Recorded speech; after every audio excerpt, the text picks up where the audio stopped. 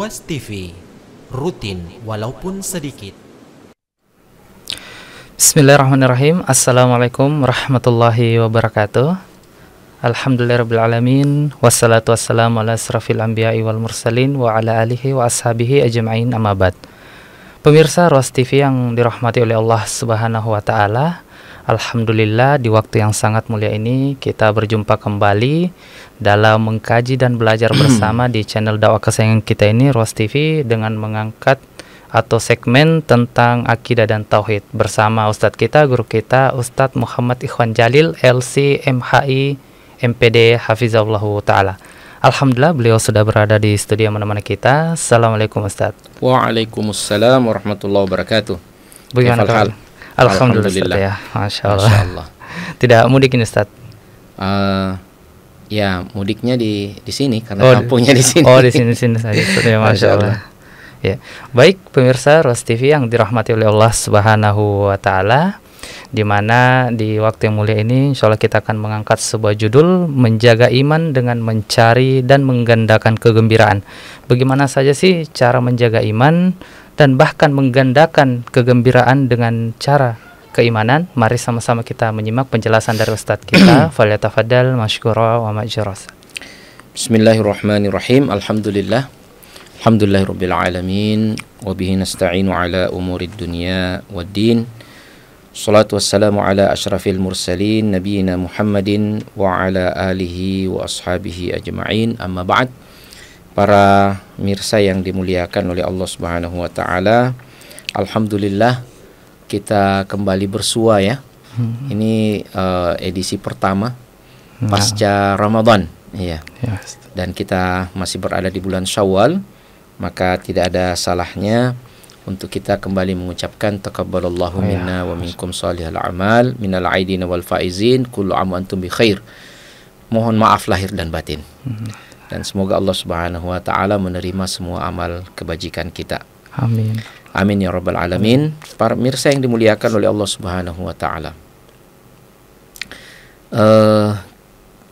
kita mungkin tidak kuat untuk beribadah sebagaimana orang-orang dulu beribadah. Ya, tak usahlah kita terlalu jauh ya. Maksud saya di luar umat Muhammad sallallahu alaihi wasallam.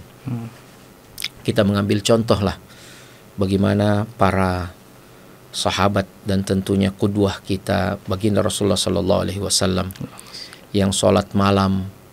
Ya, bagaimana sholat malamnya Rasulullah? Dibaca surat Al-Baqarah, dikira mau ruku, tambah surat apa? Ali Imran. Kira mau ruku, tambah surat An-Nisa. Ya.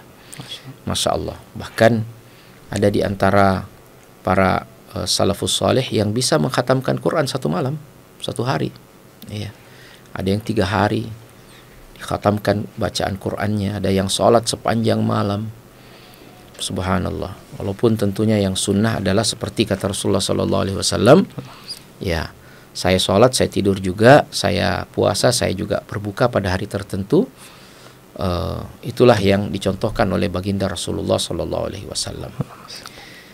Nah, kita ini bagaimana? Kita ini gimana? Kita Allahul Musta'an, mungkin sebagian kita, mudah-mudahan itu bukan saya atau Anda, selepas Ramadan untuk satu rakaat saja qiyamul lail terasa berat. Iya. Syawal belum selesai. Ya. Alhamdulillah. Ya, kita masih punya semangat. Nah, intinya tidak semua kita punya kemampuan stamina ibadah yang prima. Tetapi agama kita ini mengajarkan kita untuk mendapatkan pahala itu dari sisi yang beragam. Ya. Bukan dalam tanda kutip ya melaksanakan amal-amal sunnah saja, walaupun melaksanakan amal sunnah ini adalah merupakan satu amalan para wali-wali Allah. Ya. Dalam hadis Rasulullah sallallahu alaihi wasallam menyebutkan dalam hadis qudsi, wala yazalu abdi yataqarrabu ilayya bin nawafil hatta uhibbah. Seorang hamba itu mendekatkan diri kepadaku dengan perkara-perkara sunnah sampai aku mencintainya. Kalau aku mencintainya, aku akan menjadi mata yang telinga yang ia mendengar dengannya, mata yang ia melihat dengannya. Aku akan menjadi tangan yang ia memukul dengannya, kaki yang ia berjalan dengannya. Artinya kecenderungannya itu sudah mengikut bagaimana maunya Allah, bagaimana keridhaan Allah. Dia hanya gembira dengan apa yang dia lihat kalau itu diridhai oleh Allah. Nah, itu pahala dan keutamaan bagi orang-orang yang selalu mengerjakan amalan sunnah. Dan tentu kita mentargib ya diri-diri kita dan umat untuk berusaha sedapat mungkin mengerjakan amalan-amalan sunnah ini. Nah, namun pada sisi lain ternyata kita bisa menggandakan keimanan kita itu ya dengan mengerjakan perkara-perkara yang sederhana. Iya. Bahkan ya ini yang disebut dengan al-mubahat. Istilahnya yang perkara-perkara mubah. Kok bisa perkara mubah ini menambah iman? Jadi logikanya itu, kalau seseorang itu ya pada saat dia tidak bisa memaksimalkan ibadah-ibadah taqarrub, ibadah-ibadah khassah ya, yang sunnah, maka dia sibukkan saja dirinya dengan perkara yang mubah agar tidak terjatuh ke dalam perkara yang haram. Makanya Rasulullah sallallahu alaihi wasallam itu menyebutkan wa fi bud'i ahadikum sadaqah. Seorang mendatangi menggauli istrinya dapat sedekah. Iya. Para sahabat bertanya terheran-heran, ya Rasulullah, bukankah kalau dia lakukan itu, dia lakukan enak-enak ini kok dapat pahala gitu kira-kira bahasanya ya. Tapi Rasulullah sallallahu alaihi wasallam katakan, bukankah kalau dia kerjakan juga di tempat yang haram dia dapat dosa? Maka pantaslah kalau dia mengerjakan di tempat yang halal dia juga dapat pahala. Di ngopi-ngopi termasuk juga ngobrol-ngobrol ya, makan-makan kue, traktir teman ya, pergi ke kafe ya, asal jangan melakukan yang maksiat ya. Istilahnya memaksimalkan sesuatu yang sifatnya mubah untuk mengalihkan kita dari yang haram. Itu adalah peluang untuk mendapatkan kebaikan. Nah, ini coba kita lihat ya dalam surah Al-A'raf ayat 32. Allah Subhanahu wa taala berfirman, "Qul man harrama zinatallahi allati akhraja li'ibadihi wat-thayyibati minar rizq. Qul hiya lil ladzina amanu fil hayatid dunya khalisatan yaumal qiyamah. Kadzalika nufassilul ayati liqaumin ya'lamun." Katakanlah wahai Muhammad, siapa yang mau mengharamkan perhiasan Allah yang Allah telah keluarkan untuk hamba-hambanya, maksudnya di sini hamba-hambanya yang beriman, dan perkara-perkara yang baik, yang indah daripada rezeki yang Allah anugerahkan kepada hamba-hambanya tadi itu. Katakanlah, ya kalau ada yang bertanya kepada siapa, katakanlah kepada mereka, hiya lil ladzina amanu fil hayatid dunya. Iya, itu adalah merupakan karunia yang Allah berikan pada orang-orang beriman dalam kehidupan dunia ini. Khalisatan yaumal qiyamah. Artinya di hari kiamat kenikmatan-kenikmatan itu khusus hanya buat orang beriman. Kalau di dunia ini kita bagi-bagi. Orang yang tidak beriman juga dapatkan seperti itu. Orang beriman, tidak beriman makan enak juga, kita bisa juga makan enak. Iya. Orang beriman pakai pakaian yang, orang tidak beriman pakai pakaian yang bagus, kita juga orang beriman bisa pakai pakaian yang bagus. Orang tidak beriman bergaul bebas ya dengan sesamanya orang tidak beriman. Ya kita kan juga bisa dengan cara yang halal. Iya. Nah, orang tidak beriman melakukan hubungan sejenis, ya LGBT, dan dia merasakan kenikmatan di situ, kenikmatan terlaknat, ya. Kita bisa melakukan itu dengan cara yang halal, dengan menikah dengan lawan jenis, laki-laki perempuan, dan orang beriman dapatkan kenikmatan itu. Iya. Dan dengannya Allah Subhanahu wa taala jadikan manusia ini beranak pinak, berketurunan, berkembang biak. Nah, ini. Nah, jadi itu perkara-perkara kenikmatan dunia itu bisa dibagi, orang beriman dapat, orang tidak beriman juga. Orang tidak beriman bisa merasakan, kita juga bisa rasakan. Ya. Nah, di akhirat yang seperti itu, kenikmatan-kenikmatan itu nggak ada lagi buat orang yang tidak beriman. Khalisatan yaumul qiyamah. Hanya khusus diberikan pada orang beriman pada hari kiamat. Nah, jadi no problem dengan perkara-perkara yang mubah. Ya, apalagi kalau diniatkan untuk menjauhkan diri kita dari yang haram, insya Allah dapat pahala. Dapat pahala. Iya. Nah, itu yang saya katakan tadi, menggandakan iman dengan kegembiraan. Kegembiraan dengan iman kita. Ya. Kita bergembira. Makanya ibadah kita ada makan-makan kan? Iya. Nah, hari tasyrik, ya insya Allah nggak lama lagi kita Idul Adha. Hari tasyrik itu disebutkan oleh Rasulullah SAW, ayyamu aklin wa syurbin wa dzikrin lillah. Hari-hari untuk makan, minum, dan berzikir pada Allah. Makan, minum, tapi kemudian mengingat Allah dengan makan minum itu. Bersyukur kepada Allah karena diberikan rezeki untuk makan dan minum. Dia makan minum tapi dapat pahala. Subhanallah, ya kan? Nah, seorang yang mendatangi keluarganya, istrinya maksudnya, melakukan hubungan intim suami istri, dapat pahala. Ya, karena dengan demikian dia mentahsin, dia membentengi dirinya dari yang haram. Subhanallah. Ya, makanya salah satu obat kuat lelaki itu yang paling mujarab adalah ghaddul basar, menahan pandangan dari yang haram. Karena pada saat dia sudah lihat yang halal, yang memang Allah halalkan, yaitu istrinya, dia menumpahkan di situ semua hasratnya, dan dia betul-betul merasakan nikmatnya hubungan suami istri. Orang-orang yang menjajakan matanya untuk melihat yang haram, maka Allah cabut kenikmatan pada yang halal. Nah, itu. Jadi nikmati saja yang halal. Ya, seperti saya pada saat ini, ya. Ini besar sekali penutupnya. Luar biasa, ya. Nah, ini halal. Ya. Bismillah. Ini bukan kopi, air putih aja, tapi kita nikmati, ya. Bismillah. Luar biasa, Pak. Ya.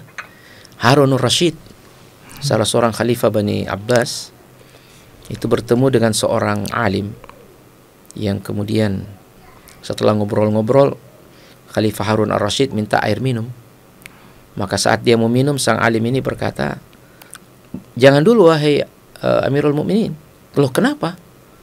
Dia bilang, seandainya Anda tidak bisa menikmati segelas air itu kecuali Anda memberikan apa yang Anda miliki, Anda akan berikan apa?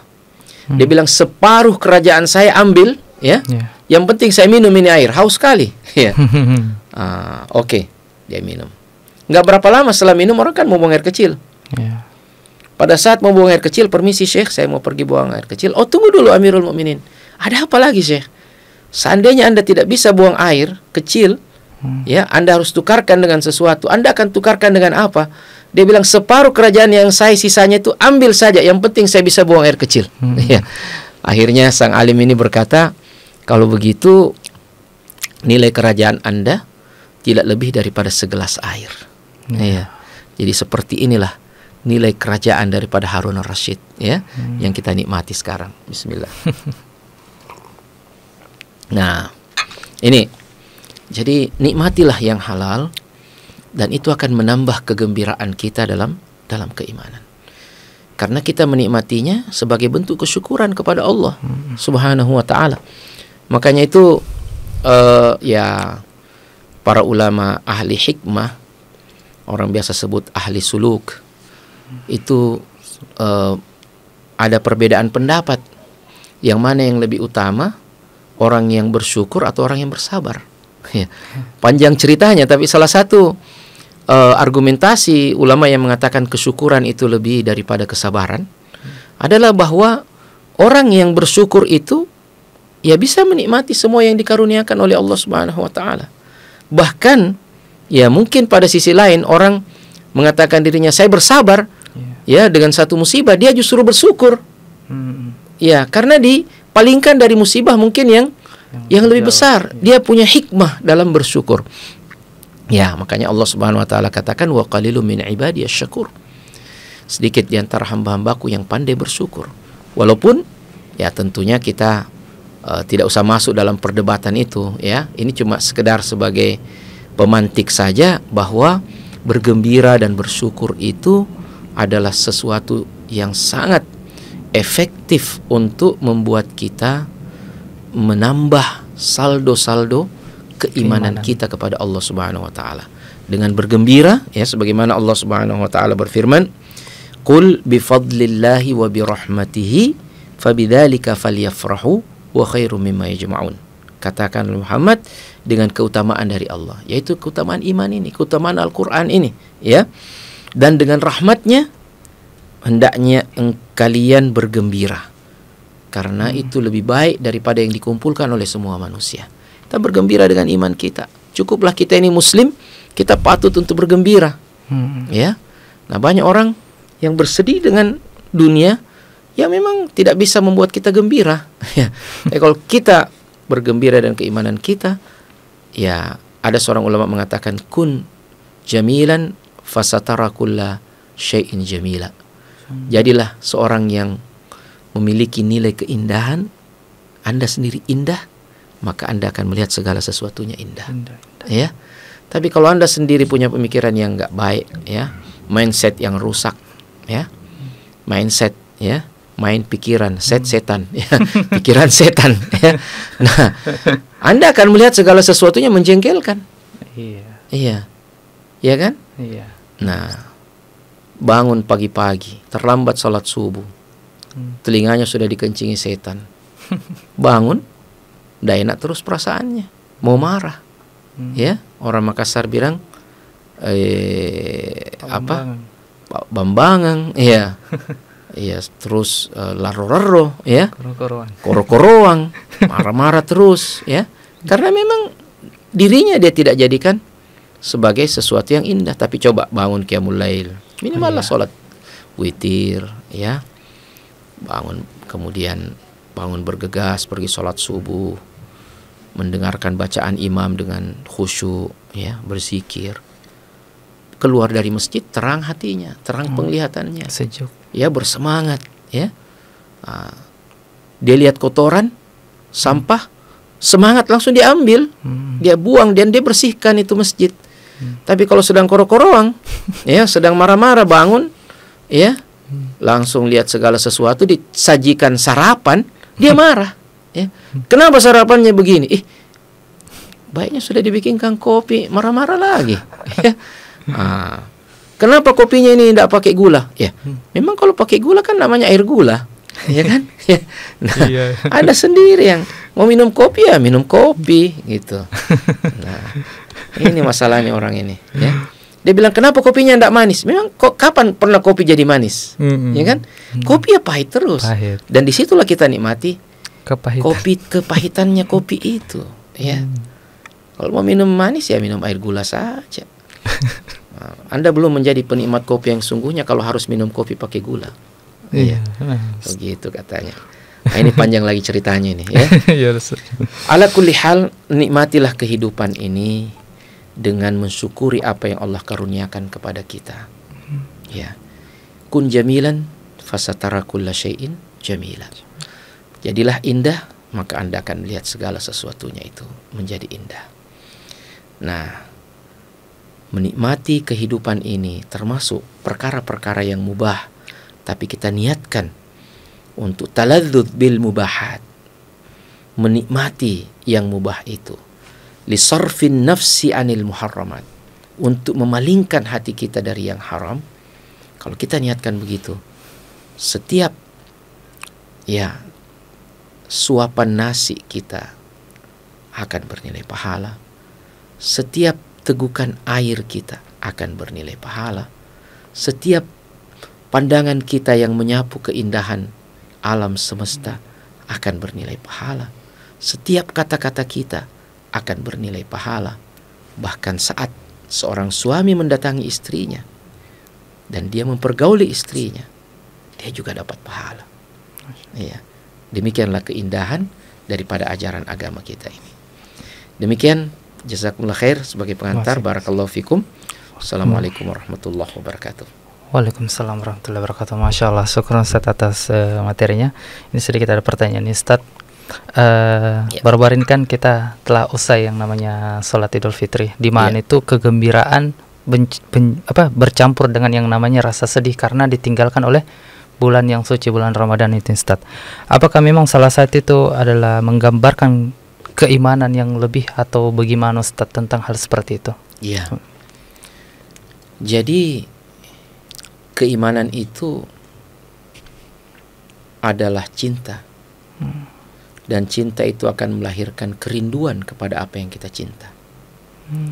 Dan pada saat seorang hamba beriman kepada Allah, maka dia pun rindu kepada Allah.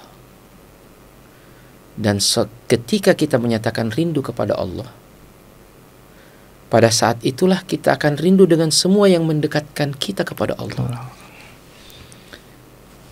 Kita rindu kepada Ramadan karena Ramadan terpatri semua iman. Pada saat Ramadan, ringan hati kita untuk mengerjakan semua kebaikan. Kita baca Al-Quran seperti tak hendak berhenti. Kita sholat malam, kita tarawih, kita berlapar-lapar dan menikmati setiap waktu dalam kelaparan dan kehausan itu karena Allah. Karena kita rindu kepada Allah. Karena puasa itu mendekatkan kita kepada Allah. Karena tilawah Quran itu membuat kita seakan bercakap-cakap kepada Allah. Ya, semua itu karena Ramadan itu wahana ilahiyah untuk mendekatkan diri kita sedekat-dekatnya kepada Allah. Satu penggalan waktu dari surga yang dititipkan di dunia. Itulah Ramadan. Maka orang beriman akan rindu terus dengan Ramadan. Tapi bukan berarti rindu dengan Ramadan lantas kemudian berhenti mengerjakan semua perkara yang mendekatkan dirinya kepada Allah Subhanahu wa taala.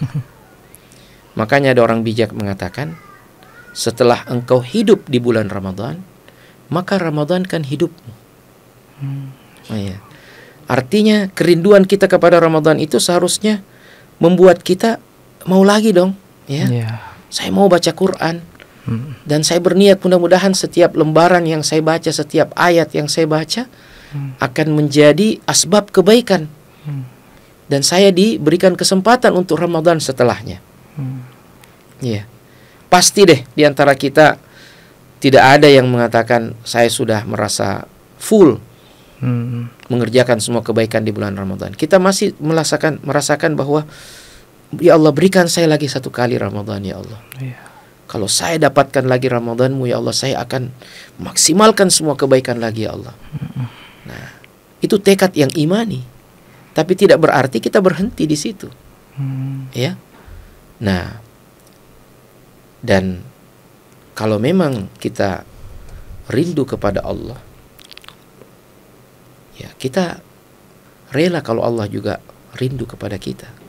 Ya. Man ahabbani, barang siapa yang cinta kepada aku, ahabba liqa'i, ya, maka dia juga mau berjumpa dengan aku. Nah, syaratnya untuk bisa berjumpa dengan Allah, ya melewati kehidupan ini dulu. Ya. Nah, tapi kita kan nggak mau berjumpa dengan Allah dengan cara yang tanpa bekal. Iya. Kita mau berbekal-bekal semakin banyak. Maka jangan tunggu semua kebaikan itu nanti pada Ramadan, tetapi isilah masa menunggu Ramadan itu dengan semua kebaikan.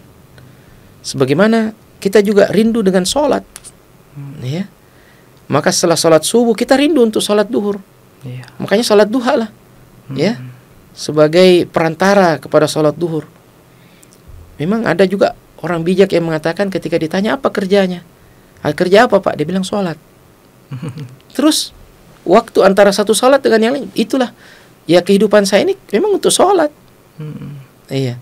Antara satu sholat dengan sholat yang lain itu cuma mengisi waktu aja. Selingan untuk Iya, menunggu waktu selingan. sholat ya. Ya, saya kadang kala ada yang berdagang, ada yang jadi pegawai, ada yang jadi macam-macam. Jadi memang sholatnya dipersiapkan, bukan asal sholat, tapi dia persiapkan memang sebelum duhur sudah rindu untuk sholat. Ya, dia persiapkan dirinya, sudah bertahara baik-baik.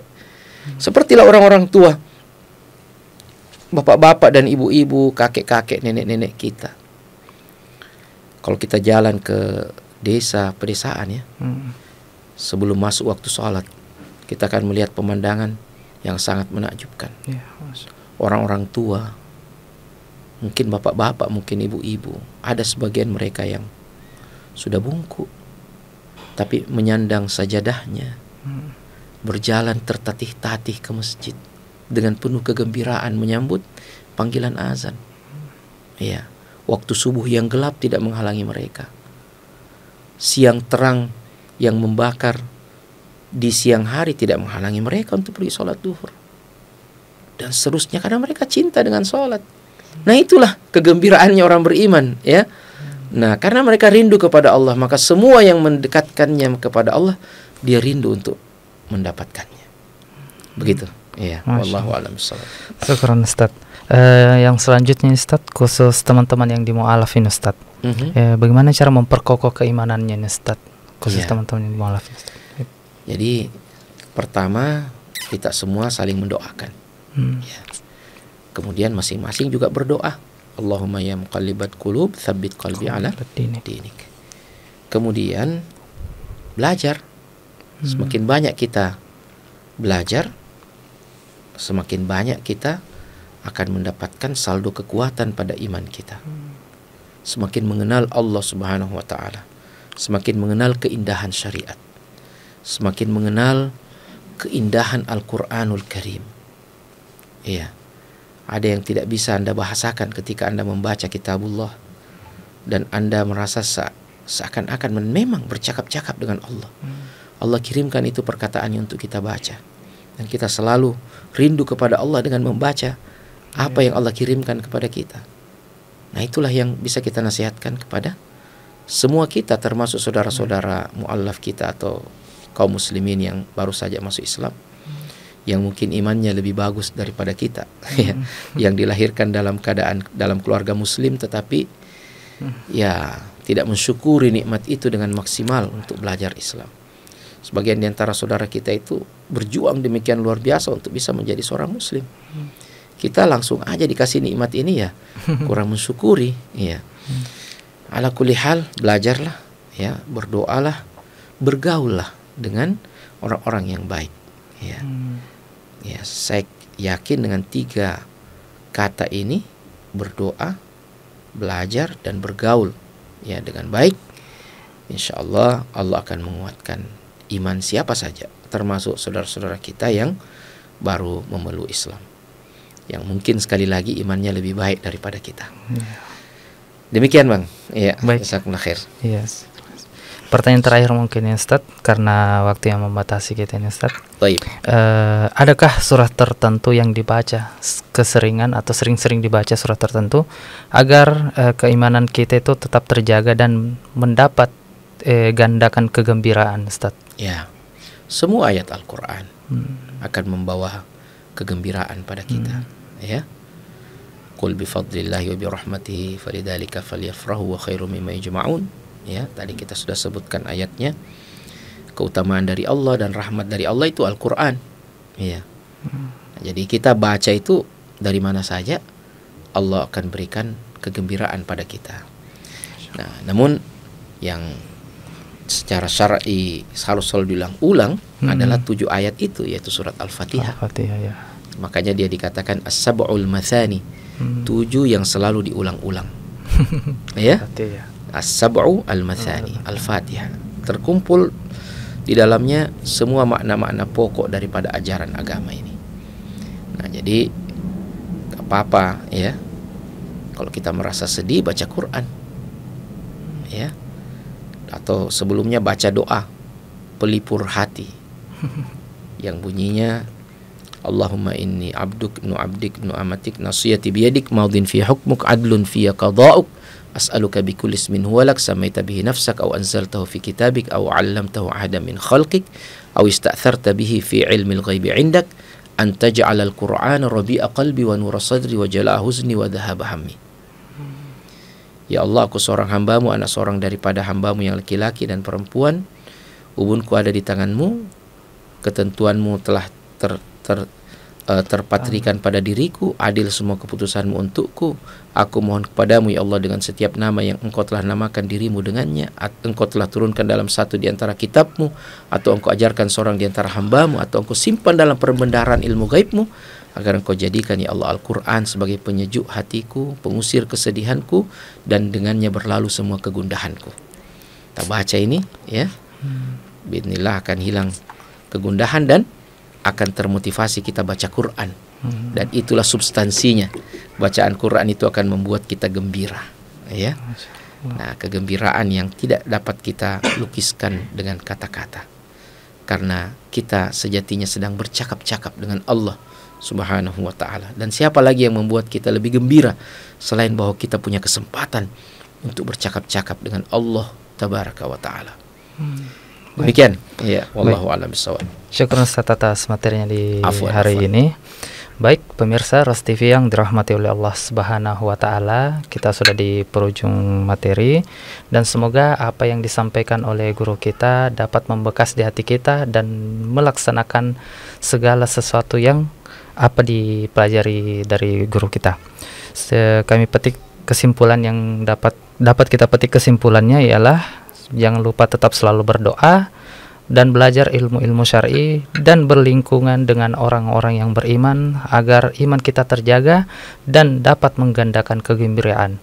Kita tutup majelis ini dengan membaca doa kafaratul majelis. Subhanakallahumma wa bihamdik asyhadu an la ilaha illa anta astaghfiruka wa atubu ilaik. Assalamualaikum warahmatullahi wabarakatuh. Waalaikumsalam warahmatullahi wabarakatuh.